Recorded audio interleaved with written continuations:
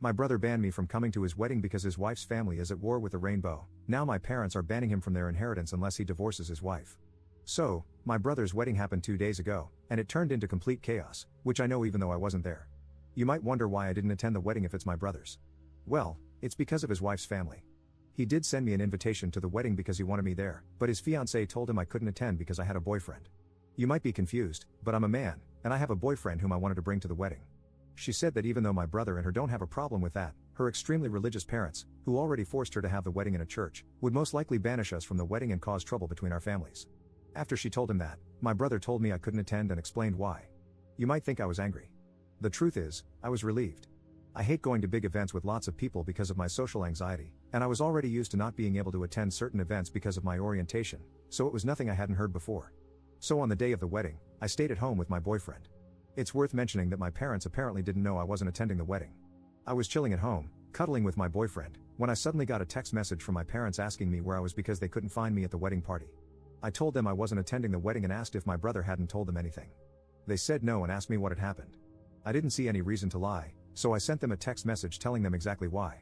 Now, I have to admit I don't exactly know what happened after I sent them this message because they read it but didn't reply. And why did they care in the first place? They didn't notice I wasn't there until the wedding was already over. They only noticed when the wedding party started. However, apparently my parents talked to my brother about it, and all of a sudden, my absence was the main topic of the wedding party. From what I heard, two fronts formed. On the one hand, my parents and the rest of my family against the family of my brother's wife, and apparently, as a husband now, he felt compelled to take her side and tried to argue in her favor. It's crazy to think that I was just sitting at home living my best life with my boyfriend while all of that went down at his wedding. The wedding party was ruined, and my brother appeared at my door angrily screaming at me, asking why I felt the need to ruin his wedding. I was confused and asked him what happened, and he told me everything. I told him it wasn't my intention. I just told our parents what happened because they didn't know and wanted to know where I was, and I thought he had told them beforehand. He screamed at me that I ruined his wedding. I told him it's not my fault he wasn't honest with them. I just respected their wish to not attend the wedding. I couldn't know it would go down like this because, like I said, I couldn't attend several events before because of my orientation, and my parents never said anything about it, so I thought it would be the same thing here. But I gotta admit it's kinda sweet that my parents and the rest of my family stood up for me. They haven't done it before. That's a more than welcome change. But I still feel kinda bad because apparently I really ruined the wedding party. Update 1. Didn't think I'd give an update, but many interesting things happened. So after my brother's visit, he and his wife went on their honeymoon. And the way the wedding party went might have been even worse than I imagined. What happens now is incredible. When I said in the main post that two fronts had formed, I only meant that metaphorically, of course, but it's no longer just that. While not much interesting happened in the first 2 days afterward, the terror started as soon as my brother and his wife went on their honeymoon. My mom and dad visited me and told me how the wedding party escalated, and they were so close to physical violence. I thought it was funny at first, but this truly bothers me. I also want to point out that you did a great job of convincing me it's not my fault, but hearing my parents' side still gives me a bad feeling in my stomach. However, like I said, the terror started shortly after they went on their honeymoon. And when I say terror, I mean that my sister-in-law's family found both my Facebook and Instagram accounts and started spamming me with hateful messages. I received insults and hateful messages from various different accounts, all of which had one thing in common: they all had somewhat of a Christian theme and the same last name. So it wasn't hard to find out whose accounts they were, mainly because I don't know my sister-in-law's family at all. I only know her, and I know her parents were hateful Christians. But whatever. They not only started attacking me, they also found my boyfriend's account through mine because we're linked as a couple and started sending him the same messages. The messages contained typical bigot stuff like, "You're burning in hell for your sins." One even called me and my boyfriend two devils in disguise. On the other side, there were just blatant insults. You get the idea. I called my parents and told them what they were doing. Then I sent a text message to my brother with screenshots of the messages his wife's family sent me, to which he replied that I shouldn't disturb him with that during his honeymoon as I already destroyed his wedding party. I couldn't believe it. He was just like them. He did send me an apology after my mom told me she called him.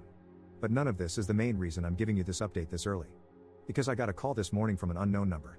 I hesitated because I thought it was one of them. And I was right, but it was none of the people who insulted me. I heard a woman's voice who introduced herself as the half-sister of my brother's wife. She said it didn't go unnoticed what her family was doing, and she wanted to apologize for them. I told her I'm not going to tell anyone in her family about this and that I don't blame her for her family's actions. She thanked me and hung up. I don't know why, but I have this feeling she only did this to protect her family from being reported. My mother wrote to me earlier that she wants to report the insults and the harassment of these people and that she demands for my brother to divorce his wife or she will disinherit him from her will because that's not how she raised him. A little radical in my opinion, but I understand where she's coming from. This entire thing escalated so much it's unbelievable. Thank you all for your support on my first post. Update 2. It's been a few days. First of all, my boyfriend and I are fine. Luckily for us, they didn't go any further than their text messages. My mom filed a report against them. I don't know the current situation about that as I haven't filed the report myself. The reason I'm updating you is a different one. First of all, one person in my sister-in-law's family is actually going to testify in my favor and against her family. It really takes courage to do so. It's the same person who called me in the last update. Somehow, they found out that she is into women. There's no reason to hide it anymore. However, she said she's fine and is going to stay at a friend's house. I have so much respect for what she does. Imagine the strength you need to testify against your own family. I now feel bad for assuming she only called me to save her family from being reported. More importantly, what is the current situation with my brother? Well, my mom talked to him and told him to leave his wife, or she will disinherit him from her will. He decided to stay with his wife, and my mom made her threat come true. He's no longer in her will. My father did the same. When I visited them, I also told them that I wish this entire situation had gone differently. They assured me it's not my fault, but I feel like if it wasn't for me, then my family wouldn't be ripped apart like this. I haven't talked to my brother since then. My boyfriend feels similar. He also told me he kind of feels responsible for all this chaos. I assured him it's not his fault. But honestly, I wasn't even sure if I could say this in my position. On the other hand, it was my sister-in-law's family's bigotry that ruined everything, and everything would have been fine if I could have just attended. But now it's time for me to distance myself from this situation. We'll see what the report will do. I followed your advice to document everything. The insulting and harassing messages continued until 2 days ago, so I have much to say about them. Unfortunately, the hate on rainbows is still very much normalized in our society. I already mentioned it in a post on my profile, but the reason I'm so calm and casual about the situation is the simple fact that I'm used to situations like this. They don't get to me anymore. If I let any insult get to me, I wouldn't make it for a long time. It's a coping mechanism. I've been in situations where I was sent to the hospital because I kissed my boyfriend in public. So insults and harassment like theirs are nothing I haven't seen before. I want to say thank you for all your support on my first 2 posts. Update 3. I think some of you are waiting for an update, so here I am. Keep in mind that this update will probably be the last one. So last time I told you my mother was pressing charges against them, and to my surprise, we won. They weren't going to jail or anything, but they had to pay for their actions, literally. There was one incident where my sister-in-law's dad was actually trying to find out where I lived and asked my brother, who then told him. Only God knows what he would have done to us if we still lived there. But in the time span of the last 2 months, my boyfriend and I moved to a different place which my brother didn't know anything about. Also, their social media accounts were deleted, but I don't know if this was part of their punishment or if they did it themselves. My mom has also carried out the threat towards my brother and disinherited him from her will. After he came back from his honeymoon, he begged her to put him back in. She said only if he apologized to me. She invited me and my boyfriend over, and my brother sat in the living room with this mad look on his face. She made him apologize, but I didn't accept this apology because I could tell it wasn't sincere. He did it because he had to and not because he was actually sorry. I told my brother that I am disappointed in him for who he has become.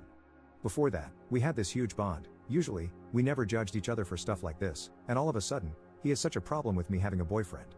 I just don't get it. I told him that I miss the old him. He didn't respond to anything. He just sat there quietly, staring at the floor. After I finished, he just got up and left. This was the last time I spoke with him, and it's already been a few weeks since this happened. My parents paid much more attention to the discrimination I face since this incident. They wanted to learn more about the problems I face as a guy who likes guys. I really love them. My dad even got a pride flag for me and asked if he could hang it in our bedroom. I love that I have such great parents. I just wished for my brother to become the person he once was. By the way, since the case with my sister-in-law's family is over, I didn't hear anything about their lesbian daughter. She supported us during the process, but we lost contact afterward, and I just hope she's fine. Update 4. The final update of my story happened 6 months ago, and I figured some of you might be interested in how things are currently going. So, I'm back, at least for this post right now. There have been some things that happened. First of all, I want to give you an update about the sister of my brother's wife. Around 2 months after my last update, she texted us and asked if she could come over. We talked for a while, and I was relieved to find out that she is fine. She said that she moved in with her girlfriend when the case was over, simply because her parents and the rest of her family had disowned her and threatened her with physical violence if she dared to return. However, the relationship with her girlfriend ended after a while, and she asked us if she could stay for a few days until she found something. She stayed with us for 2 weeks. During that time, my parents had visited us and offered her to stay with them because they had a big house with some free space. She stays there currently because she wanted to study, and my parents had no problem with letting her stay a little longer. My boyfriend and I also support her financially a little bit. We included her in several different celebrations such as Christmas and New Year's Eve, and I feel like she is the sister I never had. What's probably more interesting for you is how my brother is currently doing. The truth is, I don't know exactly. We haven't talked since the apology. However, he actually tried to attend our Christmas celebration party, but the moment he appeared, my dad kicked him out and said that, and I quote, "This hateful rubbish is no longer allowed in my house." I love him. Oh, by the way, of course, both my parents went through with disowning him. My boyfriend and I are still together, and I feel like he might be the one I want to marry. This entire situation made our bond so much stronger. I plan on proposing to him, but there are so many ideas floating around in my head for the proposal that I can't really decide which one. Also, the social media accounts of my sister-in-law's family had disappeared entirely. All of them, but I assume they already made new ones under a new name. I'm just glad all of this is finally over. I don't have any compassion left for my brother. I just wish he had never developed this way. Everything that happened to him, he brought it on himself. If you guys want, I can update you when I'm engaged. Thanks for reading, and I wish you all the best. Update 5. Do you remember when I told you in my last update 2 months ago that I would propose to my boyfriend? Well, I did it today. I brought up so many ideas that it was really hard to decide, so I gave him some subtle hints. Not too obvious, just enough to see how he reacts and then decide based on his reaction. In the end, I made a photo album of us featuring the most important events in our relationship. Each of them had a thought of mine and a caption below them. Some of them were meaningful, but some of them were just random.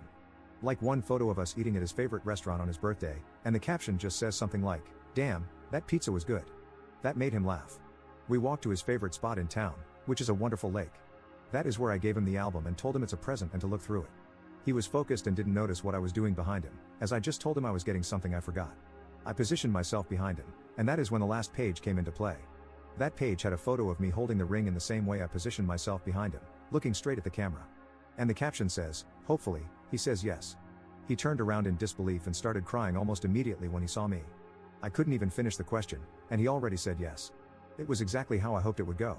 I always dreamt of making my proposal like something out of a romance novel, and I was successful. So yeah, that's it. I'm gonna marry him. I already told my entire family except for my brother, of course. They were so happy about it, especially my mom and new sister. I assume my brother knows anyway, considering I shared it on Facebook. You guys probably aren't wrong that he might plan something, but if he does, it won't stop us.